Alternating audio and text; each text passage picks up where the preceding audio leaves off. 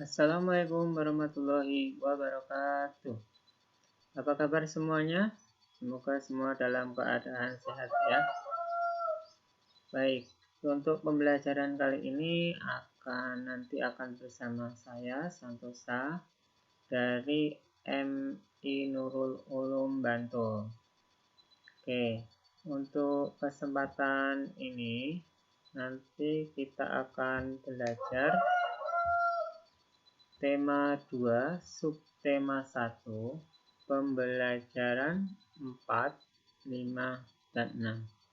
Baik, sebelum pembelajaran kita mulai, terlebih dahulu kita berdoa terlebih dahulu. Berdoa mulai.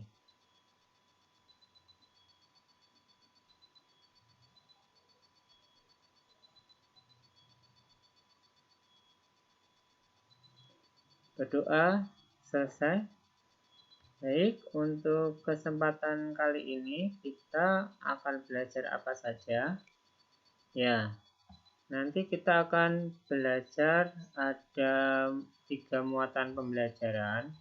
Yang pertama matematika, yang kedua bahasa Indonesia, yang ketiga pendidikan Pancasila dan kewarganegaraan atau PPKN. Oke, untuk pembelajaran pertama muatan matematika, ini kompetensi pengetahuannya yakni menjelaskan perkalian dan pembagian yang melibatkan bilangan cacah dengan hasil kali sampai dengan 100 dalam kehidupan sehari-hari serta mengaitkan perkalian dan pembagian. Kompetensi pengetahuannya menjelaskan masalah perkalian dan pembagian yang melibatkan bilangan cacah dengan hasil kali sampai dengan 100 dalam kehidupan sehari-hari serta mengaitkan perkalian dan pembagian. Nah, itu untuk kompetensi pengetahuan dan kompetensi keterampilan. Nah, selanjutnya untuk indikatornya ada 3. Yang pertama, menunjukkan kalimat matematika yang berkaitan dengan perkalian. Yang kedua, mengidentifikasi perkalian dua bilangan sebagai penjumlahan berulang yang melibatkan bilangan cacah dengan hasil kali sampai dengan 100 dalam kehidupan sehari-hari. Yang ketiga, mempraktikkan perkalian dua bilangan dengan hasil bilangan cacah sampai 100 dalam kehidupan sehari-hari. Nah, itu untuk ketiga indikatornya. Nah, baik, kita langsung mulai bagaimana membuat kalimat perkalian. Oke, sebagai contohnya, di situ ada botol-botol dimasukkan ke dalam kotak ya, kotak atau box. Nah, bagaimana bentuk penjumlahan berulangnya? Ya, yang dijumlahkan adalah isi dari tiap-tiap box, isi botol dari tiap-tiap box. Nah, kita lihat box atau kotak pertama, isi botolnya ada 2. Nah, 2 taruh sini. Ditambah isi box botol kedua. Nah, isi box kedua. Isi box kedua jumlahnya 2.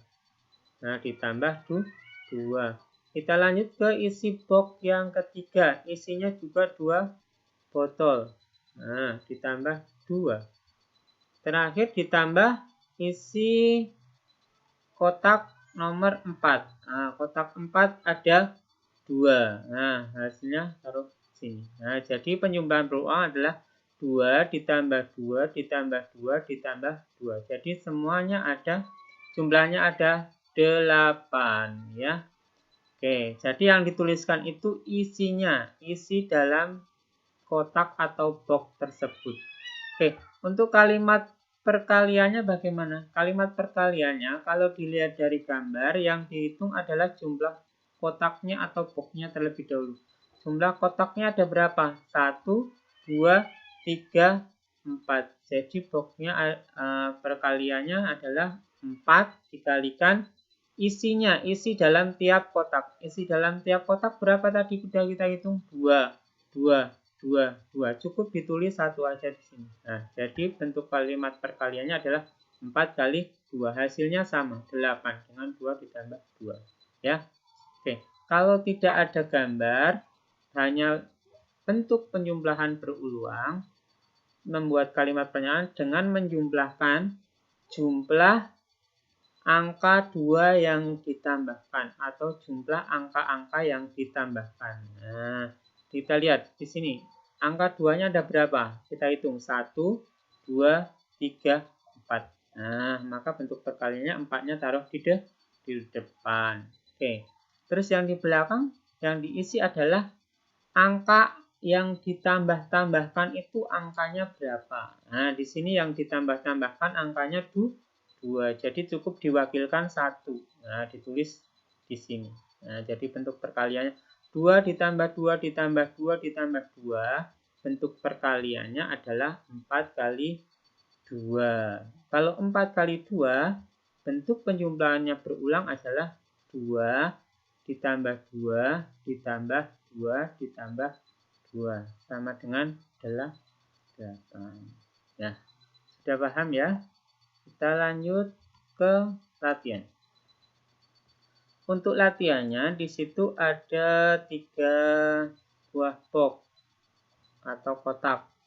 Nah, bagaimana membuat penjumlahan berulangnya?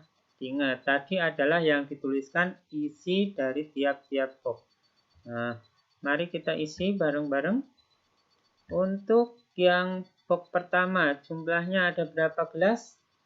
4 ya, hitung 4. Taruh sini 4.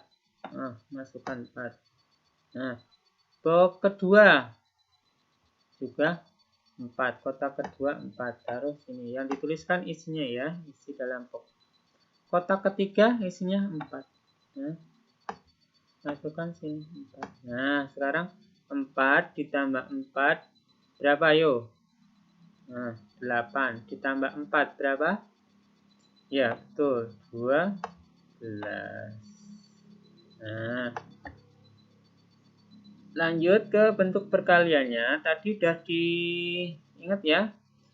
Yang dihitung adalah bentuk perkalian itu boxnya dulu ada berapa, kotaknya ada berapa, atau wadahnya ada berapa. Nah, kita hitung 1, 2, 3.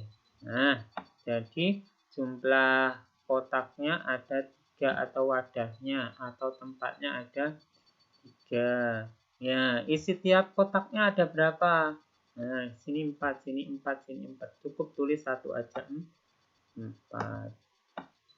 Nah, jadi bentuk perkaliannya adalah 3 dikali 4. Kalau mau hitung dari penjumlahan berulangnya boleh.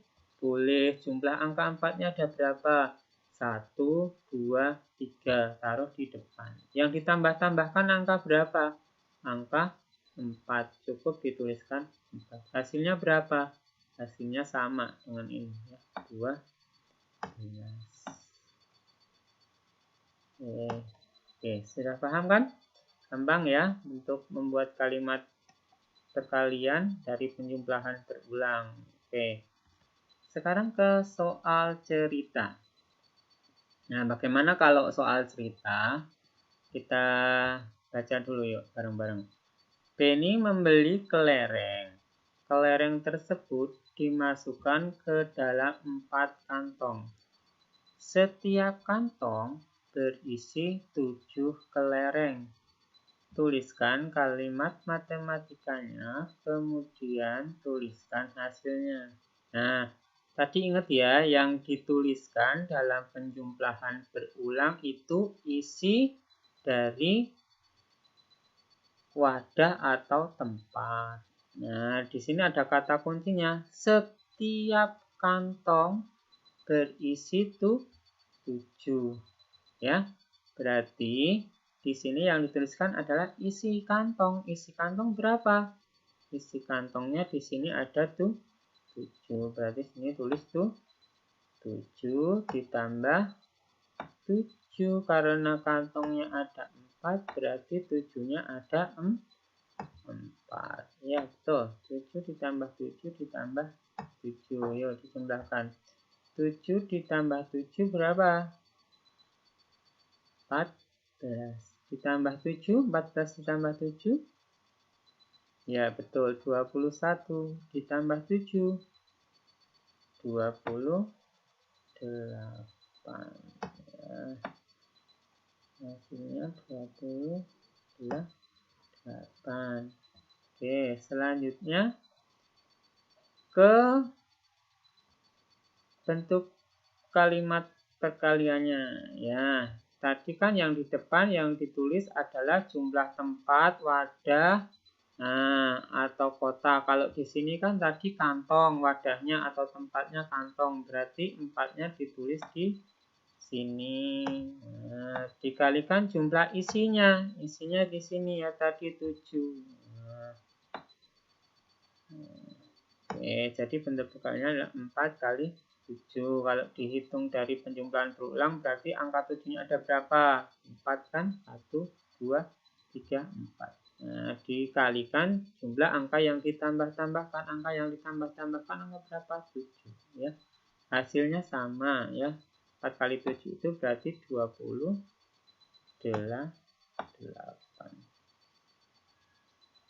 Oke. Nah, sudah paham kan untuk membuat kalimat perkalian? Oke. Mudah-mudahan nanti bisa terus ingat ya. Baik, selanjutnya kita ke muatan kedua. Materinya adalah bahasa Indonesia. Untuk kompetensi pengetahuan, ini menguraikan kosakata dan konsep tentang keragaman benda berdasarkan bentuk dan wujudnya dalam bahasa Indonesia atau bahasa daerah melalui teks tulis, lisan, visual, dan atau eksplorasi lingkungan.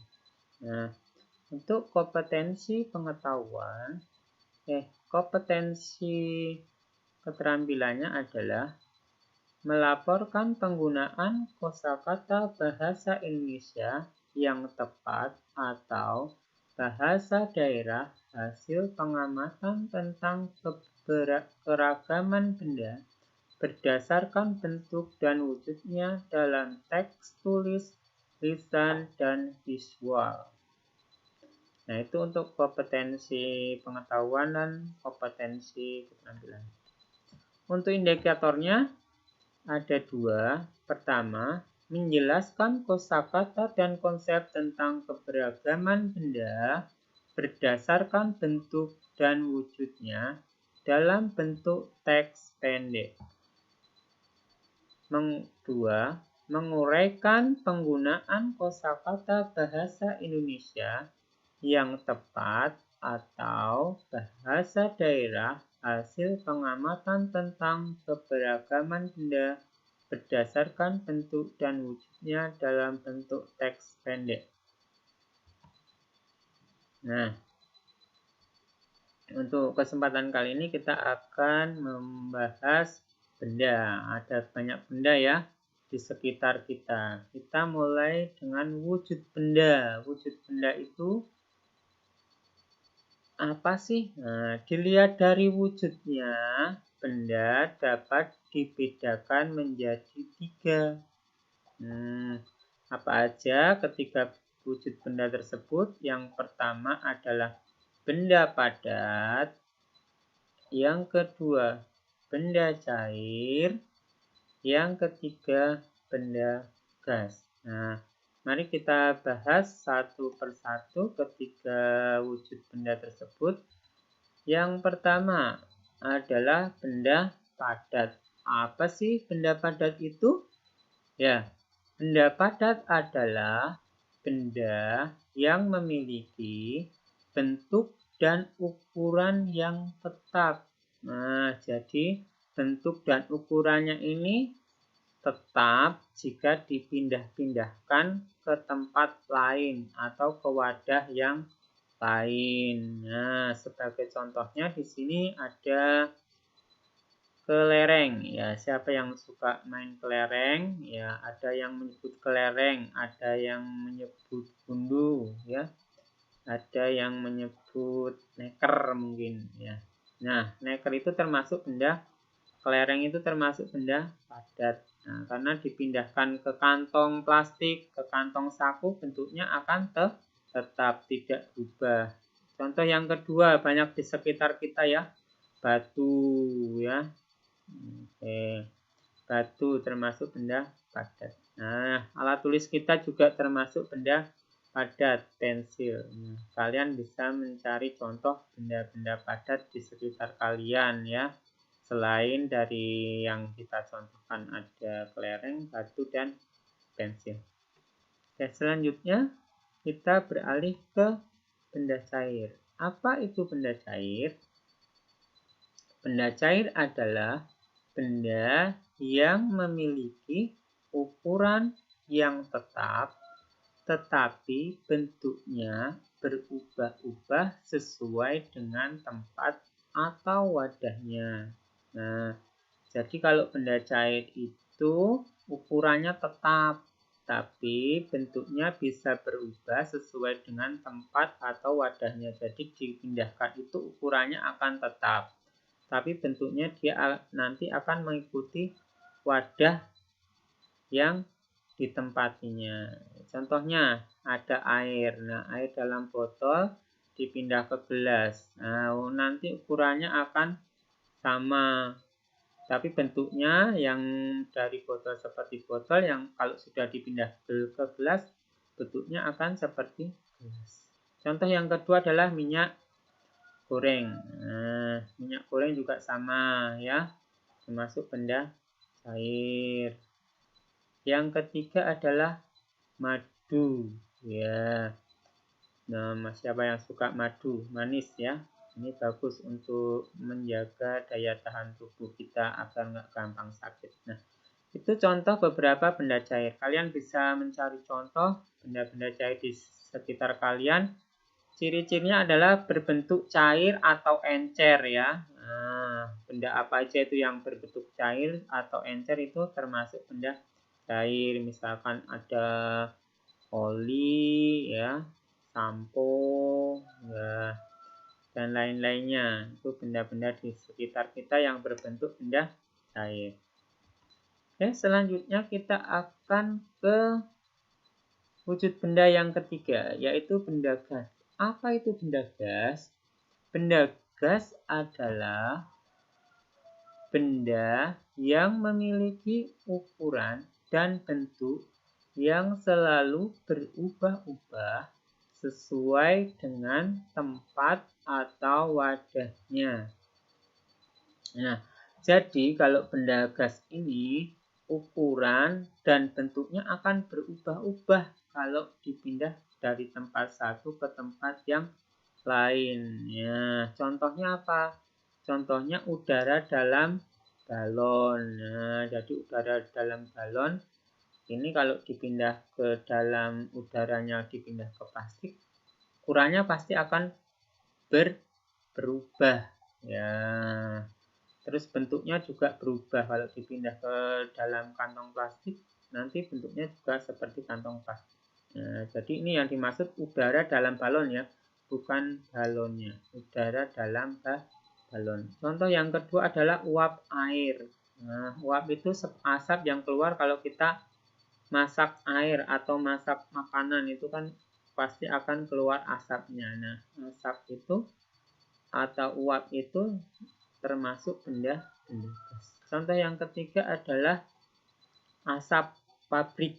Nah, asap-asap, bentuk asap itu termasuk benda gas. Kalau kita bakar sampah ada keluar asap, nah itu termasuk benda gas. Asap knalpot kendaraan bermotor ya, itu termasuk benda gas. Nah, contoh yang lain gumpalan-gumpalan awan ya, gumpalan awan itu termasuk benda gas ya. Contoh yang lain adalah nitrogen. Nah, untuk mengisi ban motor, mobil itu sekarang udah ada nitrogen ya. Nitrogen termasuk benda gas. Nah, itu beberapa contoh benda 3 wujud benda tadi apa aja? Ya, ada benda padat, benda cair, dan benda gas. Ya. Sekarang selanjutnya kita akan memasangkan kata dengan makna yang tepat. Nah, di sini ada 5 kata. Di sebelah sini ada makna-maknanya. Kita pasangkan untuk yang tepat. Pertama adalah wujud. Wujud itu kita pasangkan dengan makna yang tepat. Yang pertama ada benda yang diisi dengan bentuk tetap. Ini kira-kira ya bukan. Yang kedua, rupa atau bentuk yang dapat diraba. Yang ketiga, bersifat seperti air atau encer. Yang keempat, ringan bersifat seperti udara. Yang terakhir, isi atau besar benda dalam sebuah ruang. Kira-kira yang mana? Ya, betul. Wujud adalah larinya ke atau makna atau artinya adalah rupa yang berbentuk dan yang dapat diraba. Ya, ini makna dari wujud ya. Wujud artinya atau maknanya adalah rupa atau bentuk yang dapat diraba. Itu pengertian wujud atau makna dari kata wujud. Sekarang kedua, ukuran. Ukuran kira-kira mana? Benda yang isinya tetap, benda yang isi dan bentuknya tetap atau bersifat seperti air atau encer, ringan seperti udara, atau isi atau besar benda dalam sebuah ruang. Ya, betul, adalah isi atau besar benda dalam sebuah ruang. Oke.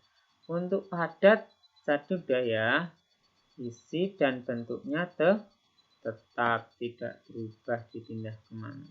Berarti yang A, yang atas ya. Ini untuk padat. Sekarang ke cair. Cair itu bermakna apa atau artinya apa cair itu? Nah, cair gampang ya. Dia bersifat seperti air atau bentuk encer ya. Nah, tinggal terakhir gas. Nah, yang tinggal belum yang warna apa? Ringan dan bersifat seperti udara. Nah. Oke, jadi kita sudah mengetahui 5 makna dari 5 kata. Wujud bermakna rupa atau bentuk yang dapat diraba. Ukuran bermakna isi atau besarnya benda dalam sebuah ruang. Untuk padat, maknanya benda yang isi dan bentuknya tetap. Untuk cair, maknanya bersifat seperti air atau encer. Untuk gas, artinya atau maknanya ringan bersifat seperti udara. Nah, kalau kalian kesulitan menemukan makna dari sebuah kata, kalian bisa melihat dari KBBI atau Kamus Besar Bahasa Indonesia. Bisa dari lewat internet atau pakai buku kamusnya ada ya. Oke. Nah, kita lanjut ke muatan pembelajaran yang ketiga atau yang terakhir, yakni pendidikan Pancasila dan kewarganegaraan. Nah, di sini kompetensi pengetahuannya mengidentifikasi aturan dan tata tertib yang berlaku di rumah. Untuk kompetensi keterampilannya, menceritakan kegiatan sesuai aturan dan tata tertib yang berlaku di rumah. Untuk indikatornya ada 2. Yang pertama, menunjukkan aturan dan tata tertib yang berlaku di rumah. Ya. Yang kedua, menjelaskan kegiatan sesuai aturan dan tata tertib yang berlaku di rumah. Nah, kita akan mempelajari aturan di rumah. Jadi di setiap rumah pasti mempunyai aturan sendiri-sendiri ya. Oke, aturan itu ada di mana-mana ya, nggak hanya di rumah. Ya, ini ada aturan di rumah, aturan di sekolah, aturan di masyarakat. Oke, kalau aturan di rumah harus ditaati oleh siapa? Ya, kalau di rumah harus ditaati oleh semua anggota keluarga atau yang tinggal di rumah tersebut. Nah, terus kalau di sekolah, ya yang peraturan di sekolah harus ditaati oleh semua warga sekolah atau yang tinggal di sekolah tersebut atau yang menempati sekolah tersebut. Ya, kalau aturan di lingkungan atau di masyarakat, ya ditaati oleh siapa? Ditaati semua warga yang menempati di lingkungan tersebut atau yang berada di lingkungan tersebut. Nah, aturan berguna untuk mengatur kehidupan. Jadi biar hidupnya menjadi lebih teratur, lebih tertib. Nah, lebih nyaman ya jadinya. Tuh, itu fungsi dari aturan. Nah, nanti kita hanya akan membahas aturan yang di rumah. Nah, di rumah kalian tentu punya aturan sendiri-sendiri dan akan berbeda dengan aturan yang di rumah teman kalian. Oke, di sini ada contoh aturan di rumah. Nah, misalkan bangun pagi pukul 5. Nah, setelah bangun merapikan tempat tidur. Ayo, siapa yang tidak suka merapikan tempat tidur setelah bangun ya, harus dirapikan. Oke. Terus ketiga contohnya selalu meminta izin bila berpergian. Jadi sebelum pergi keluar rumah harus minta izin atau pamit kepada orang yang di rumah. Oke. Selanjutnya dalam bermain tidak boleh lupa waktu ya. Jadi kalau sudah keenakan main jangan sampai lupa waktu. Misalkan waktunya sholat ya harus sholat disegerakan. Waktunya makan siang jangan sampai lupa waktu. Ini kebanyakan kalau sudah main game ya, apalagi kebanyakan sampai lupa waktu, ini nggak boleh ya. Oke, selanjutnya setelah makan membersihkan meja dan mencuci piring. Nah, dirapikan lagi ya setelah makan, dibiasakan setelah makan mencuci piring kembali. Nah, terus sore hari membantu pekerjaan orang tua. Nah, siapa yang suka membantu pekerjaan orang tua? Ya, anak soleh harus membantu pekerjaan orang tua semampunya ya. Oke. Terus pukul 18 mengaji. Jadi setelah maghrib ada mewajibkan untuk belajar mengaji. Oke, pukul 19 belajar dengan rajin. Nah, setelah sholat isya kita belajar. Oke. Nah, tidur pukul 21. Nah, itu contoh aturan di rumah. Tentu kalian di rumah mungkin nggak harus sama dengan ini ya, tapi pasti punya aturan yang harus kalian patuhi atau semua anggota keluarga harus taat pada aturan tersebut. Nah, oke. Selanjutnya adalah berilah canda centang pada kolom yang sesuai. Di situ ada kolom pertama kegiatan, kolom kedua perlu dilakukan, kolom ketiga tidak perlu dilakukan. Nah, sekarang kita cek pertama. Kegiatannya apa? Main game terus-menerus. Nah, kira-kira perlu dilakukan atau tidak dilakukan? Nah, Ya, betul. Main game terus-terusan itu tidak perlu dilakukan. Boleh main tapi sewajarnya, berarti yang dicentang yang tidak perlu dilakukan. Main game itu hanya untuk hiburan ya, jangan untuk kebutuhan pokok. Sampai tadi lupa waktu, lupa makan, lupa sholat itu nggak boleh. Terus yang kegiatan kedua ada membantu orang tua. Perlu dilakukan atau tidak perlu dilakukan? Ya, perlu dilakukan. Wajib ya, anak soleh harus membantu orang tua. Mengerjakan PR yang ketiga. Perlu dilakukan atau tidak perlu dilakukan? Ya, kalau mau pinter ya perlu dilakukan. Untuk mengingat pelajaran lagi ya. Mengerjakan PR. Bermain dengan curang. Nah, siapa yang suka main curang? Nggak ada ya, anak soleh nggak boleh curang, harus jujur ya. Berarti perlu dilakukan atau tidak perlu dilakukan? Ya, tidak perlu dilakukan. Ya, permainan itu ada kalah, ada menang ya. Kalau kalah nggak usah emosi ya, menerima dengan lapang dada. Oke, yang menang juga nggak boleh sombong, mentang-mentang menang mengecek yang kalah ya. Oke, nggak boleh, harus rukun ya, nggak boleh bermain curang, jujur. Terus yang kelima, meminta izin jika keluar rumah perlu dilakukan atau tidak perlu dilakukan? Ayo, siapa yang suka kabur keluar rumah tanpa izin ya? Itu tidak perlu dilakukan ya. Nanti kalau ada apa-apa biar keluarga nggak bingung nyarinya ya. Oke, itu beberapa kegiatannya sudah ya. Oke, untuk pembelajaran kali ini kita sampai di sini. Apabila dalam penyampaiannya ada yang kurang, mohon maaf sebesar-besarnya. Semoga pembelajaran kali ini bisa bermanfaat. Oke, kita akhiri. Wa taufiq wal hidayah. Assalamualaikum.